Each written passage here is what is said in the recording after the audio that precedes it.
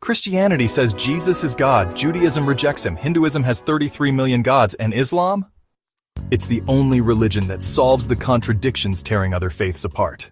Here's how. The Trinity confused me as a Christian. How can 1 equal 3? The Quran's answer is shockingly simple.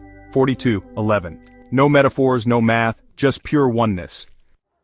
It's a mystery, you see. The Father, the Son, and the Holy Spirit are one, yet distinct. It's not easy to explain. The Bible has more variants than words in the New Testament. The Torah was lost for centuries, but the Quran, Allah promises, 15:9. Even non-Muslim scholars admit, not a comma has changed in 1400 years. Imagine being told you're born guilty.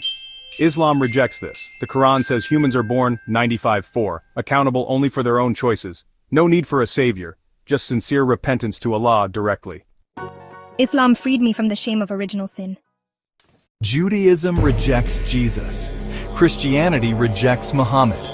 But Islam honors all prophets, as stated in Quran chapter 2, verse 136. Think about it. If God sent guides to every nation, why would he exclude 7 billion people today? What happens to Hitler in your faith? Hinduism says he might return as a cockroach. Islam says, every soul will taste death, then to us you return. Chapter 29, verse 57. Ultimate justice isn't poetic, it's necessary.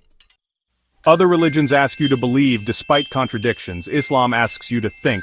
Pick up a Quran, link below, and ask, does this make more sense than what I've been taught? Don't forget, hit subscribe, like, and share.